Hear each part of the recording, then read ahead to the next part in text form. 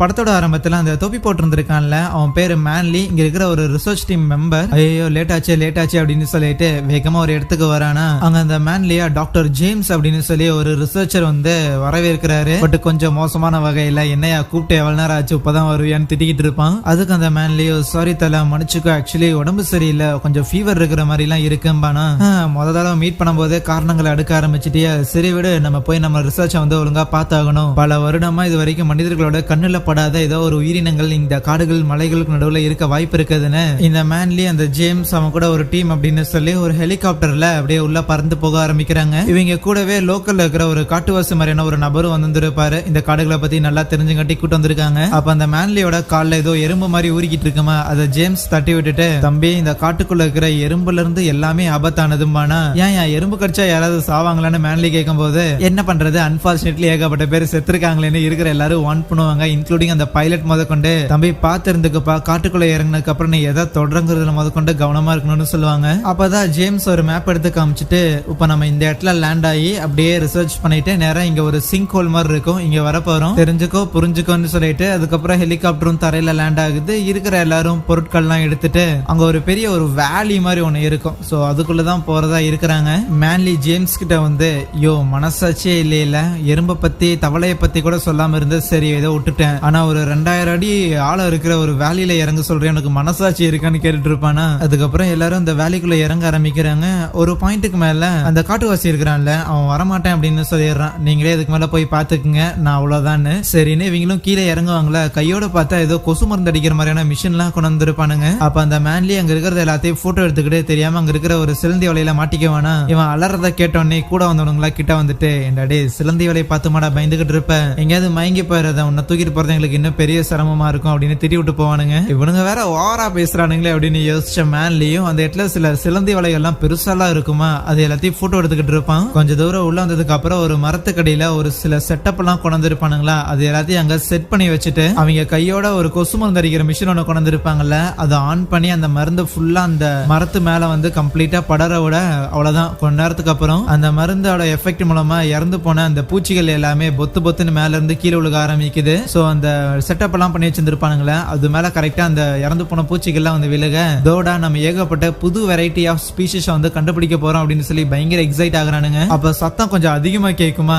என்னன்னு பார்த்தா அந்த இடத்துல ஒரு சிலந்தி ஒண்ணு வந்து விழுந்திருக்கும், கிட்டத்தட்ட ஒரு உள்ளங்கை சைஸுக்கு இருக்க போடு, இது ஒரு புது வெரைட்டி ஆஃப் ஸ்பீஷிஸ் அப்படின்னு பார்த்துட்டு 2 கிடைச்சிருக்குமா. மேன்லி பயந்துகிட்டே தான் அதை போட்டோ எடுக்கிறதுக்காக போகும்போது டக்குனு அது அவன் கையை கடிக்கிறதுக்காக கிட்ட வரும். அவனுக்கு கீழே போட்டு முதல்ல முதிச்சு சாவடிச்சிருவான். அறிவு இருக்காடா, ஒரு ரேரான ஸ்பீஷிஸ் கிடைச்சிருக்கு, என்ன பண்ணி வச்சிருந்திருக்கேன்னு அந்த ஜேம்ஸ் வந்து திட்டிக்கிட்டு இருக்கேன். இருந்தாலும் இன்னொரு ஒரு ஸ்பீஷிஸ் அவங்க பிடிச்சிருந்தாங்கல்ல, அது மயங்கிதான் போயிருந்திருக்கும் போல, இறந்துருக்காது, இன்னும் உயிரோட தான் இருக்கு. ஒரு பஞ்சுல மயக்க மருந்து கலந்து உள்ள போட்டுட்டு, ஓகே இன்னைக்கான டியூட்டி முடிஞ்சிச்சுன்னு அவங்களோட பொருட்கள் எல்லாம் தூக்கிட்டு அங்க இருந்து போகும்போது மரத்துல இருந்து ஒரு பெரிய ஸ்பைடர் அவங்களோட பொருட்களுக்குள்ள போய் ஒழிஞ்சுக்குதான். அதுக்கப்புறம் அவங்க எடுத்துட்டு வந்து அந்த ஸ்பெசிமென்ல ஒரு இடத்துல வச்சு ரிசர்ச் பண்ணிட்டு இருக்கும் போதுதான் ஜேம்ஸ் அவங்க பிடிச்ச அந்த ஸ்பைடர்ஸ்ல வந்து எந்தவித ரீப்ரொடக்டிவ் ஆர்கனுமே இல்ல அப்படிங்கறத கவனிக்கிறான். சோ தேனீக்கள் மாதிரி தான் இந்த ஒர்க்கர் பீஸுக்கு வந்து ரீப்ரொடக்டிவ் ஆர்கன் இருக்காது, குயின் பீக் மட்டும் தான் இருக்கும். அப்படின்னா இது சாதாரண ஒரு ஒர்க்கர் ஸ்பைடர் தான், அப்படின்னா அதோட குயின் ஸ்பைடர் எந்த அளவுக்கு இருக்கும் அப்படின்னு யோசிச்சுக்கிட்டு இருக்க அந்த ஜேம்ஸ் கூட வந்து மேன்லி இதெல்லாம் கேட்டுட்டு தான் இருப்பான். இருந்தாலும் உனக்கு பயங்கரமா வேர்த்துத்துற மாதிரி எல்லாம் இருக்குமா,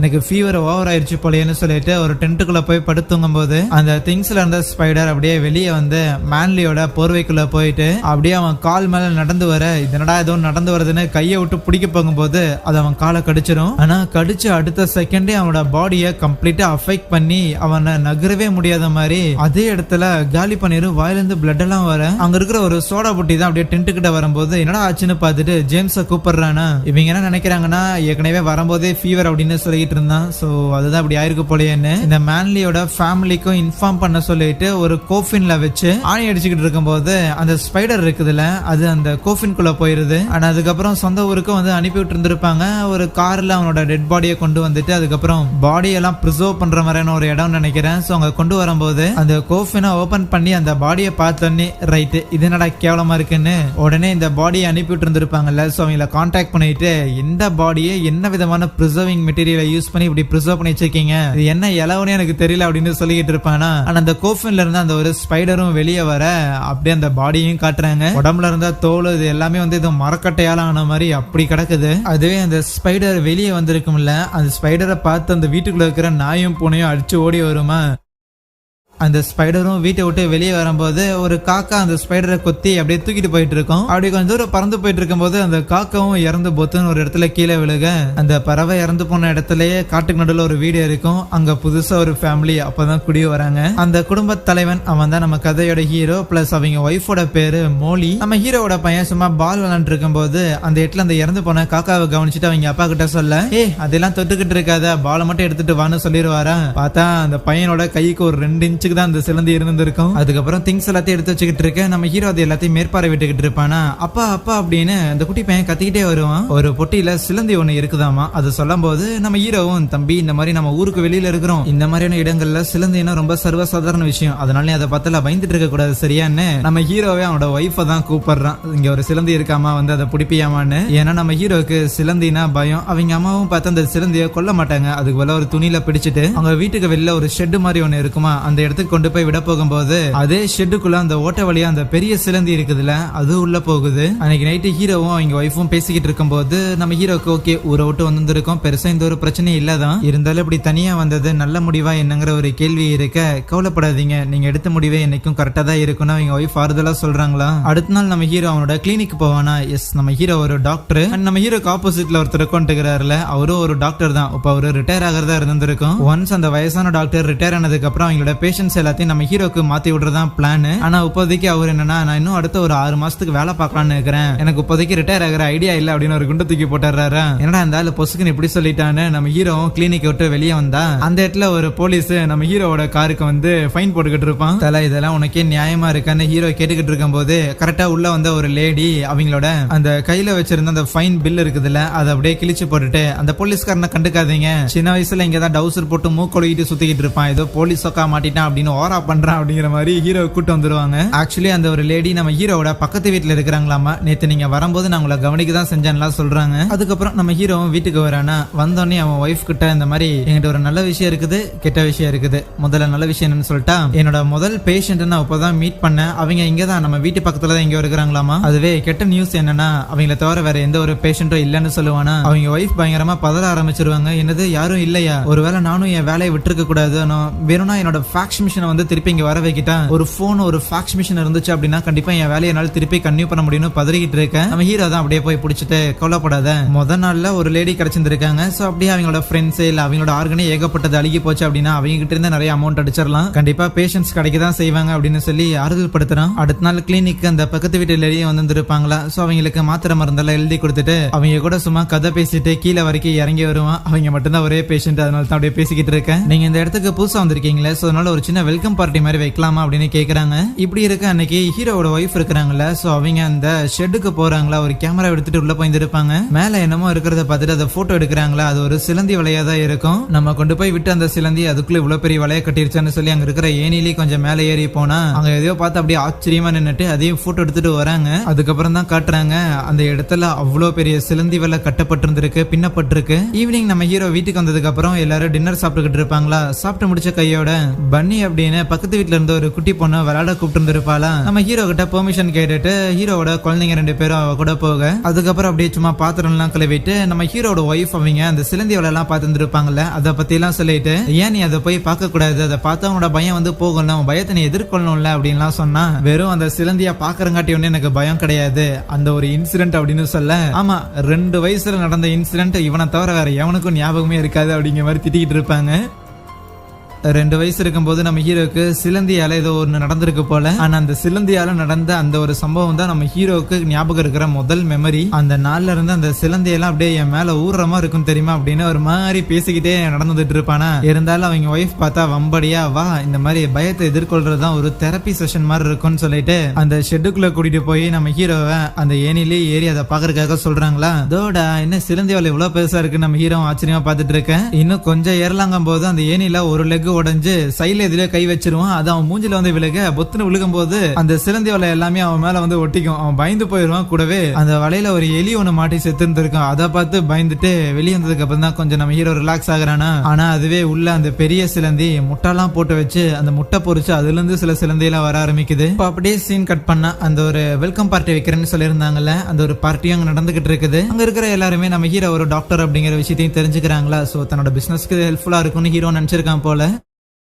இப்படி ஒரு பக்கம் கொண்டாட்டமா போய்கிட்டு இருக்கேன். ஆனா அதே நேரத்துல அந்த ஷெட்டுக்குள்ள இருக்கிற அந்த சிலந்தி பார்த்தா அந்த குட்டிகள் எல்லாமே வெளியே வந்து ஷெட்டை விட்டையும் வெளியே வந்து வீட்டை நோக்கி போக ஆரம்பிக்குது. அதுவே இங்க ஹீரோ கூடயும் அவங்க ஒய்ஃப் கூடயும் வந்து ஒரு சொட்ட ஒருத்தன் பேசிக்கிட்டு இருப்பானா. ஆனா அப்ப அந்த இடத்துல ஒரு லேடி சரக்கு அடிச்சுட்டு எனக்கு இன்னொரு ஒரு கப்பும் வேணும், நான் ஏன் குடிக்க கூடாதா அப்படிங்கிற மாதிரி போதையில உளறிக்கிட்டு இருப்பாங்க. ஆனா அப்ப அந்த சொட்டை தான் சொல்றான். ஆக்சுவலி அந்த ஓல்டு கப்பிள் இருக்கிறாங்களே அவங்க 2 பேருக்கும் மேன்லி அப்படின்னு ஒரு பையன் இருந்தான். அவன் ஒரு போட்டோகிராஃபர். எங்கேயோ ஒரு சயின்ஸ் எக்ஸ்பெரிமெண்ட்டுக்கு ஏதோ போட்டோ எடுக்க போயிட்டு அங்க இருந்து அதுக்கப்புறம் இறந்து போயிட்டான். அதுக்கப்புறம் அவனோட பாடியும் கொண்டு வந்தாங்க. பார்த்தா ஏதோ வேம்பயர் அவனோட பிளட் எல்லாத்தையும் உறிஞ்செடுத்த மாதிரி அந்த அளவுக்கு கொடூரமா இருந்தது அப்படின்லாம் சொல்லிட்டு இருப்பாரு. நம்ம ஹீரோவோட அந்த முதல் பேஷண்ட் இருக்கிறாங்கல்ல, அவங்க தான் இந்த ஒரு பார்ட்டி எல்லாம் செட்டப் பண்ணதா இருக்கும் அவங்க வீட்டுல. இந்த பார்ட்டிக்காக நம்ம ஹீரோ தேங்க் பண்ணிட்டு பரவாயில்ல நாளைக்கு நீங்க என்ன மீட் பண்ண முடியாத அளவுக்கு நான் பிஸியா இருப்பேன் போலயே அப்படின்லாம் சொல்லுவானா.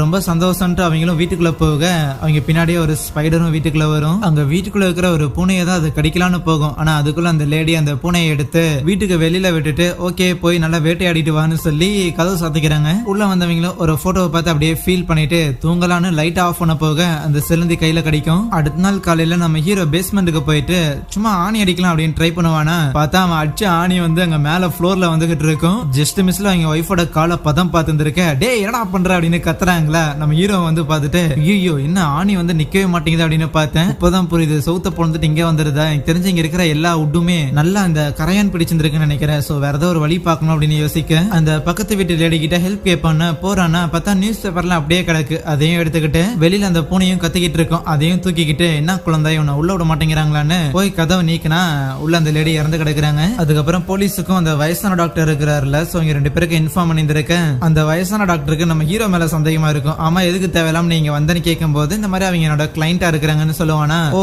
ஒரு 40 வருஷமா என்கிட்ட தான் அவங்க வைத்தியம் பார்த்துட்டு இருந்தாங்க. அப்பெல்லாம் நல்லா தான் இருந்தாங்க. ஒரு வாரம் உங்ககிட்ட வைத்தியம் பார்த்ததுக்கு இறந்து போயிட்டாங்களா.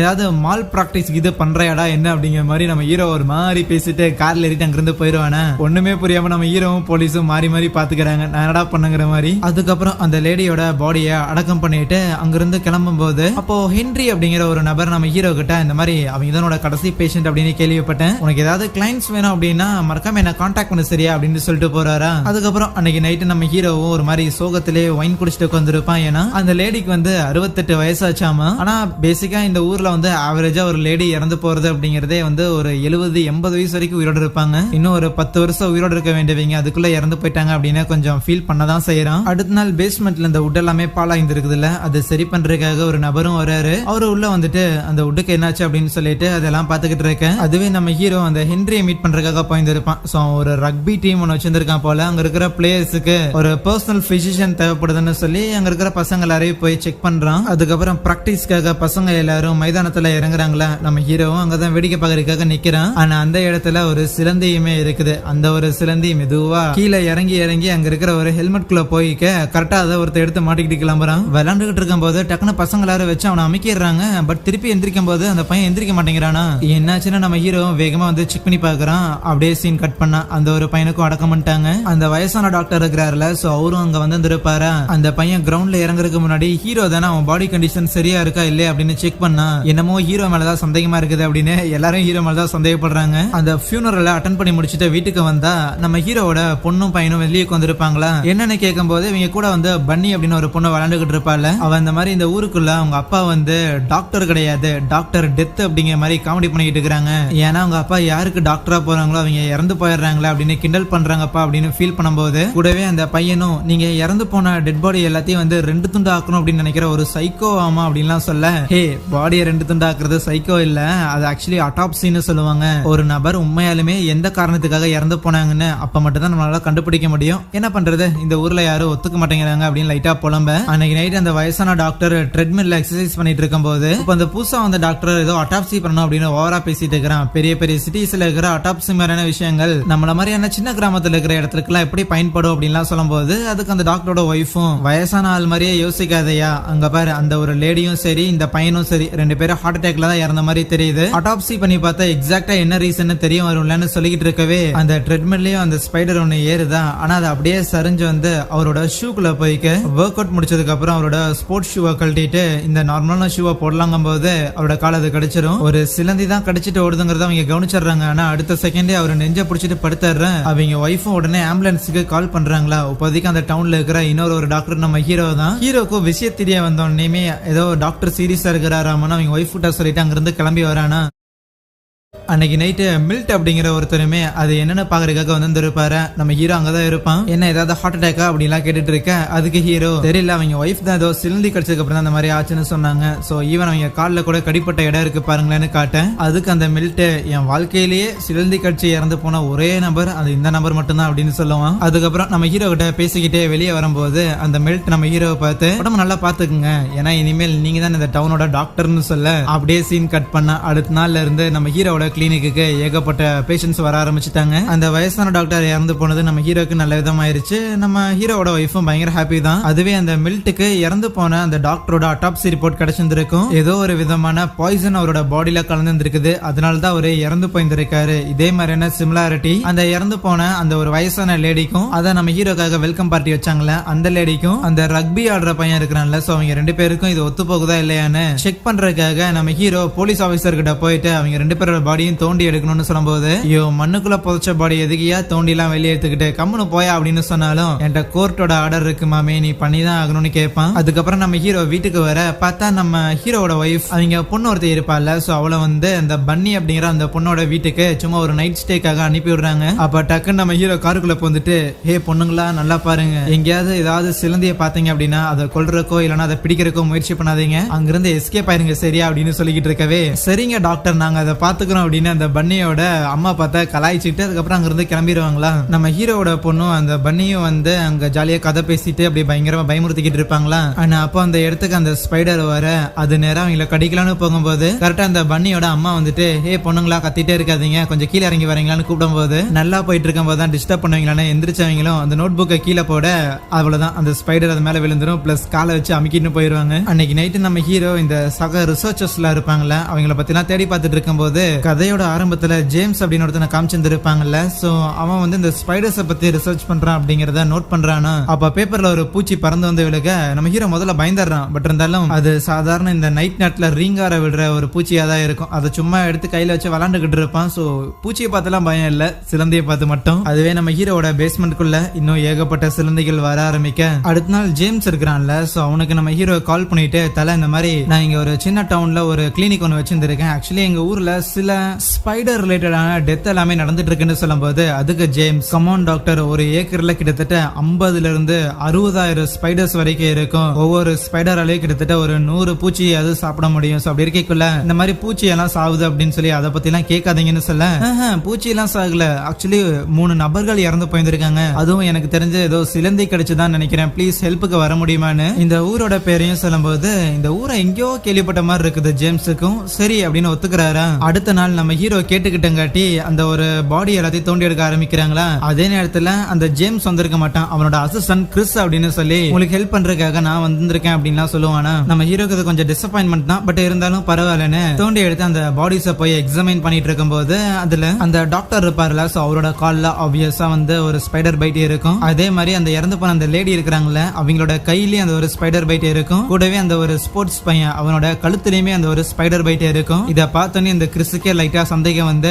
உடனே ஜேம்ஸுக்கு கால் பண்ணிட்டு தலை இங்க ஒரு பெரிய பிரச்சனை போயிட்டு இருக்குது. இது வரைக்கும் நம்ம கண்டுபிடிச்சதுலேயே டேஞ்சரஸான சிலந்திங்க அப்படின்னு சொல்லப்படுறது கூட ஏகப்பட்ட தடவை கடிச்சாதான் ஒரு நபர் இறந்து போவாங்க. ஆனா இது பாரு ஒரே தடவை தான் கடிச்சிருக்கு, ஆனா 3 பேர் இறந்து போயிருக்காங்க. அதனால நீ சீக்கிரம் வாயான்னு சொல்றான். அடுத்த நாள் காலையில நம்ம ஹீரோ அந்த மில்ட் போலீஸ்காரன் கிறிஸ் அப்படின்னு சொல்லி எல்லாரும் அந்த இறந்து போன அந்த டாக்டர் இருக்கிறாருல அவரோட வீட்டுக்கு போயிட்டு அந்த ஸ்பைடர் இது இன்னும் உள்ள இருக்கான்னு எல்லாரும் அந்த ஸ்பைடரை என்ன ஏதுன்னு செக் பண்றதுக்காக போறாங்களா. ஒவ்வொருத்தரும் ஒவ்வொரு இடத்துல தேடிட்டு இருக்கும் போது அப்ப அந்த போலீஸ்காரன் இருக்கிறான்ல அவன் அங்க இருக்கிற ஒரு ஸ்நாக்ஸ் வந்து எடுத்து ஜாலியா சாப்பிட்டு இருப்பானா. ஆனா அதே நேரத்துல அந்த கிறிஸ் பார்த்தா வெளியில அங்க எங்கன்னு சொல்லி அந்த ஸ்பைடரோட அந்த சிலந்தி வலைகள் வந்து நிறைய இருக்கிறத கவனிக்கிறான். சோ மோஸ்ட்லி இங்க ஏரியால இருக்கிற பூச்சிகள் எல்லாத்தையும் இந்த ஸ்பைடரை காலி பண்ணிரும் போலன்னு பாத்துக்கிட்டு இருக்கேன். அப்ப அந்த போலீஸ்காரன் சாப்பிடுற அந்த ஸ்நாக்ஸ்குள்ள அந்த ஸ்பைடர் இருக்கிறத பார்த்துட்டு அவன் அலறுவானா. உடனே எல்லாரும் அங்க வந்துட்டு கிறிஸ் பார்த்தா அந்த இறந்து போன அந்த ஸ்பைடரோட பாடியை வந்து எடுத்து வச்சுக்கிறாரு. இருந்தாலும் அதுக்கப்புறம் ஏதாவது உயிரோட ஸ்பைடர் கிடைக்குமா அப்படின்னு தேடிட்டு இருக்கிறானா. ஏன்னு பார்த்தா இப்போ இங்க இறந்து போன அந்த பாடி எடுத்து வந்துருப்பாங்கல்ல அது மொத்தமா ஏதோ சக்க மாதிரி இருக்குது. லைக் அதை கொஞ்சம் கூட டெஸ்ட் பண்றதுக்கு கூட அதுல எதுவுமே இல்ல. மேபி உயிரோட இருக்கிறது ஏதாவது பிடிச்ச வேலைக்கு ஆகுன்னு தேடிட்டு இருக்கும் போது கரெக்டா அவங்களுக்குன்னே ஒரு ஸ்பைடர் ஒன்று வருமா. நம்ம ஹீரோல அதை பார்த்தோன்னே பயத்துல போய் பள்ளி மாதிரி சவுத்துல ஒட்டிக்குவான். அந்த கிறிஸ் தான் தலை மூளை தெளிவா வேலை செய்து தானே உனக்கு இந்த பூச்சியை பார்த்து பயம் இருக்கலாம், பட் இருந்தாலும் கொஞ்சம் கிட்டவா அதுவும் கிட்ட வரும், அந்த நேரத்துல அதை பிடிச்சிருவேன்னு சொல்ல நம்ம ஹீரோவும் அப்படியே மனசை கல்லாக்கிட்டு கிட்ட வரும்போது கரெக்டா கிறிஸ் அதை பிடிச்சிடறான். அதுக்கப்புறம் மத்தியான நேரத்துல அந்த ஜேம்ஸும் வந்துடுறானா. அந்த ஜேம்ஸ் வந்தோடனே நம்ம ஹீரோ நிறுத்தி வச்சுட்டு மனப்படம் பண்ண மாதிரி நீங்க கொஞ்ச நாளுக்கு முன்னாடி ஏதோ ஒரு காட்டுக்குள்ள சம்திங் ஏதோ ஒரு ஸ்பைடரை தேடி போயிருந்திருக்கீங்க. அங்க உங்க கூட வந்து ஒரு போட்டோகிராஃபர் வேலை செய்யறதுக்காக வந்திருக்காரு. ஆனா அவர் இறந்து போனதுக்கு அப்புறம் அவர் ஒரு பொட்டியில போட்டு அவரை இங்க அனுப்பி விட்டுட்டீங்க. ஆனா அவரோட பொட்டியை நீக்கி பார்த்தா ஏதோ வேம்பயர் அவரோட பிளட்ட மொத்தத்தை குடிச்ச மாதிரி அவரோட பாடியே ஒரு மாதிரி விகாரமா இருந்துச்சு. சோ ப்ராபபிலி நீங்க அந்த ஊர்ல கண்டுபிடிச்ச ஏதோ ஒரு ஸ்பைடர் அவனை போட்டு தெளிந்திருக்கு. ஆனா அந்த ஒரு ஸ்பைடர் அந்த பொட்டிக்குள்ளேயே இருந்து அந்த ஊர்ல இருந்து இவனோட சொந்த ஊருக்கு வர வரைக்கும் அவனோட பாடியை கம்ப்ளீட்டா நாசமாக்கி இருக்கு. அதனால தான் அவன் ஒரு நிலைமையில இருந்திருக்கான். அண்ட் ரொம்ப முக்கியமா அந்த போட்டோகிராஃபரோட ஊரு இந்த ஊர் தான் அப்படின்னு சொல்ல இதை கேட்டு ஜேம்ஸ் அப்படியே ஆடி போயிரும். பெரிய பிரச்சனையில இருக்கிறாங்களோன்னு. அதுக்கப்புறம் அந்த ஸ்பைடரோட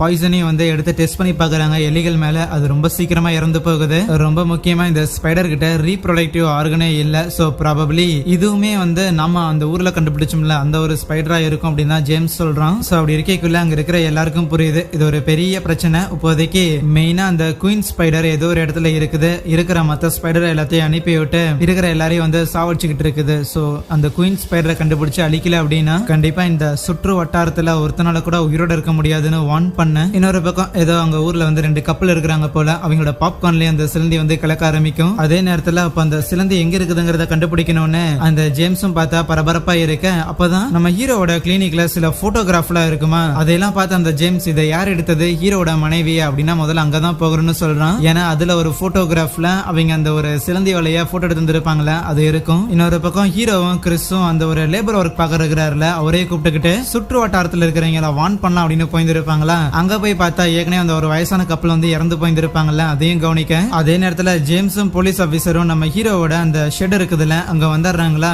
ஓகே அந்த சிலந்தி வலை இங்கதான் இருக்குது, சீக்கிரமா என்னோட டீம்மேட்ஸை கூப்பிடுங்க அப்படின்னு அந்த போலீஸ் அனுப்பி வைக்கிறானா. அதே நேரத்துல நம்ம ஹீரோவும் அந்த கிறிஸும் இந்த ஊரோட மேப்பை வந்து எடுத்து பார்த்துட்டு இப்ப யார் யாரெல்லாம் இறந்து போயிருக்காங்க அப்படின்னு சொல்லி அந்த மேப்ல மார்க் பண்ணுவாங்களா. சோ இப்ப இந்த இறந்து போயிருக்காங்க அப்படின்னா இவங்க எல்லாருக்கும் சென்டர்ல தான் மேபி அந்த ஒரு குயின் ஸ்பைடரோட இடம் இருக்கும் அப்படின்னு சொல்லி மார்க் பண்ணா அது நம்ம ஹீரோக்கு அதிர்ச்சி. ஏன்னா அது ஹீரோட வீடு தான். வேகமா வீட்டுக்கு வந்துகிட்டு இருக்கும் போது நம்ம ஹீரோ தான் ஏற்கனவே அந்த ஒரு சிலந்தி வழியை அங்க பார்த்து இருந்திருப்பான்ல.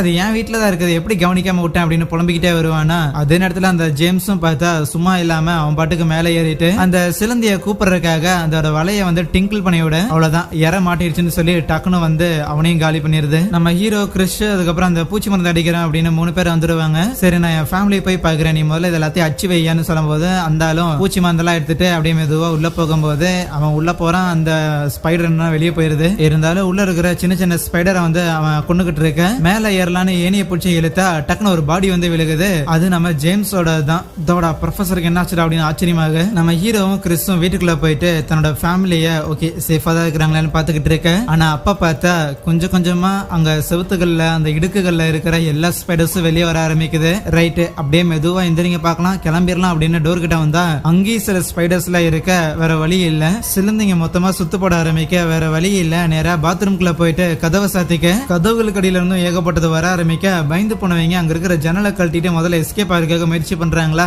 ஈவன் பாத்ரூமோட சிங்க்ல இருந்தெல்லாம் பார்த்தா அது வெளியே வர. நம்ம ஹீரோ மட்டும் உள்ள மாட்டிக்கிற மாதிரி தெரியுதா. இப்ப என்ன பண்றதுன்னு தெரியாம எல்லாரும் குழம்பி நிக்க. அப்ப அந்த பூச்சி மந்து அடிக்கிறவர் தான் இன்னைக்கு நான் தாண்டா மாஸ்க் காட்ட போறேன் அப்படின்னு கோஸ்ட் பஸ்டர்ஸ் மாதிரி வந்து நின்னவரும் ஹீரோ அந்த ஸ்பைடர்ஸ் எல்லாத்தையும் காலி பண்ணிட்டு இருக்கிறாரு. அதுவே நம்ம ஹீரோக்கும் என்ன பண்றதுன்னு தெரியல. பாத்ரூம் கதவை நீக்கிட்டே வெளியே வரலாம் அப்படின்னு பார்க்கும்போது பயத்துல மேல இருந்து கீழே விழுந்துடுறானா. அவ்வளவுதான், கீழே விழுந்தவன் பொத்துட்டு நேரா பேஸ்மெண்ட்டுக்குள்ள போய் விழுந்தோடனே அடி சரியான அடி விழுந்துருது. இருந்தாலும் நம்ம ஹீரோக்கு அந்த இருட்டை பார்த்துட்டோம் அப்படியே அந்த இடத்துல வந்து பயம் வர ஆரம்பிச்சிருதா. ஆனா அப்பா கரெக்டா அந்த ஒரு பெரிய ஸ்பைடர் அவன் கை மேல ஏற ஆரம்பிக்க அவ்வளவுதான் பயந்து போய் அந்த பேஸ்மெண்டோட கதவை போட்டு தட்டுன்னு தட்டுறான். இருந்தாலும் வெளியில பூட்டு போட்டிருந்திருக்குது. வேற வழி இல்லாம அங்க இருக்கிற ஒரு மண்வெட்டி எடுத்துக்கிட்டு அவன் அந்த ஒரு ஸ்பைடரை வந்து எதிர்த்து நிக்க, அந்த ஸ்பைடர் என்னன்னா அந்த மண்வெட்டி மேல ஏறி அவனை கடிக்க வருமா. அவன் அந்த மண்வெட்டியோட தூக்கி அங்க இருக்கிற கரண்ட் பாக்ஸ்ல போடும்போது அவ்வளவுதான் அது ஷாக் அடிச்சு அதே இடத்துல இறந்து போயிருது. அப்போட கம்ப்ளீட்டா அது இறந்துருச்சுடா அப்படின்னு கொஞ்சம் ஃப்ரீயானா. அப்ப அந்த சிலந்தியோட கூட்டுல ஏகப்பட்ட முட்டைகள் இருக்கிறத கவனிக்கிறானா. இதையும் போட்டு தள்ளணும்னு நம்ம ஹீரோ இந்த மாதிரியான பழைய ஒயின் எல்லாத்தையும் கலெக்ட் பண்ற பழக்கம் இருக்கு. அதை ஒரு பாட்டில் உடைச்சிட்டு அது மேல ஊத்தி விட்டு நெருப்பு வைக்கலாம்னு பார்த்தா டக்குனு அங்கிருந்து ஏதோ ஒரு பெரிய ஸ்பைடர் ஒண்ணு வருதா. பயந்த நம்ம ஹீரோ அங்க இருக்கிற அந்த பாட்டில் கலெக்ஷன் வந்து தெரியாம தள்ளி விட அவன் மேல விழுந்துட்டு அவனால எந்திரிக்க கூட முடியல. அந்த ஸ்பைடரும் அவனை கடிக்கிறதுக்காக கீழே இறங்கி வருமா. ஒரு பாட்டில வச்சு முதல்ல தட்டி விட்டாடுறான். ஆனா அது திருப்பி அவனை எந்திரிச்சு கடிக்கிறதுக்காக வர கையில கிடைக்கிற பாட்டில் வந்து தூக்கி வீசிட்டே இருப்பானா. ஒரு பாயிண்ட்ல எப்படியோ மேனேஜ் பண்ணி எந்திரிச்சிடறான். அதுக்கப்புறம் அங்க ஒரு ஸ்ப்ரே மாதிரி ஒண்ணு இருக்கும். அதை எடுத்துட்டு ஒரு லைட்டரை வச்சு அந்த ஒரு ஸ்பைடரை போட்டு தள்ளுறேன் அப்படின்னு சொல்லி இருக்கிற இடம் ஃபுல்லா வந்து அப்படியே நெருப்பா போட்டுட்டு இருப்பானா. திடீர்னு பார்த்தா அந்த ஸ்பைடர் அந்த இடத்துல இல்லையா என்னன்னு புரியாம இருக்க. அது நல்ல ஒரு வெயிட்டான ஒரு ஸ்பைடர். அங்க இருக்கிற ஒரு வென்டிலேட்டருக்குள்ளதான் அது நடந்து போகுதுன்னு அதோட சத்தத்தை வச்சு நம்ம ஹீரோக்கு தெரியுது.